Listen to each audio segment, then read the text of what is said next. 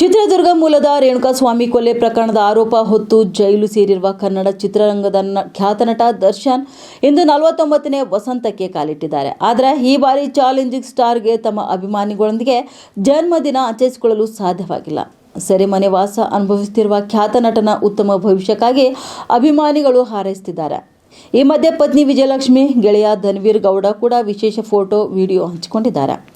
ಹೌದು, ವಿಜಯಲಕ್ಷ್ಮಿ ದರ್ಶನ್ ತಮ್ಮ ಅಧಿಕೃತ ಸೋಷಿಯಲ್ ಮೀಡಿಯಾ ಅಕೌಂಟ್ಗಳಲ್ಲಿ ಸ್ಪೆಷಲ್ ಫೋಟೋ ಹಂಚಿಕೊಂಡಿದ್ದಾರೆ. ಇದು ಕಳೆದ ವರ್ಷದ ಹುಟ್ಟು ಹಬ್ಬದಂತೆ ತೋರುತ್ತಿದೆ.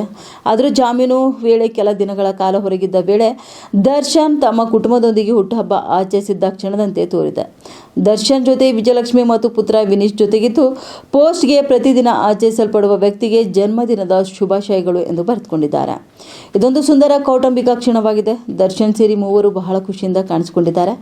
ಇನ್ನು ಅಪಾರ ಸಂಖ್ಯೆಯ ಅಭಿಮಾನಿಗಳು ಪೋಸ್ಟ್ಗೆ ಪ್ರೀತಿಯ ಧಾರೆ ಎರೆಯುತ್ತಿದ್ದಾರೆ. ಮೆಚ್ಚುಗೆ ಜೊತೆಗೆ ಆದಷ್ಟು ಬೇಗ ಹೊರಗೆ ಬನ್ನಿ ಬಾಸ್ ಎಂದು ಕಮೆಂಟ್ ಬಾಕ್ಸ್ನಲ್ಲಿ ಕೂಡ ತಿಳಿಸುತ್ತಿದ್ದಾರೆ. ಇನ್ನು ಪೋಸ್ಟ್ಗೆ ಕಾಮೆಂಟ್ ಮಾಡಿದ ಅಭಿಮಾನಿಯೋರ್ವರು, ಹುಟ್ಟುಹಬ್ಬದ ಹಾರ್ದಿಕ ಶುಭಾಶಯಗಳು ಡಿ ಬಾಸ್, ಆದಷ್ಟು ಬೇಗ ನಿಮ್ಮ ಎಲ್ಲ ಕಷ್ಟಗಳು ದೂರ ಆಗಿ ಒಳ್ಳೆ ದಿನಗಳು ಬರಲಿ, forever with you boss ಎಂದು ಬರೆದುಕೊಂಡಿದ್ದಾರೆ. ಇನ್ನು ಹುಟ್ಟುಹಬ್ಬದ ಶುಭಾಶಯಗಳು ಬಾಸ್, 100 ವರ್ಷ ಖುಷಿಯಾಗಿ ಇರಬೇಕು, ದೇವರು ನೀವು, love you boss, missing you ಎಂದು ತಿಳಿಸಿದ್ದಾರೆ.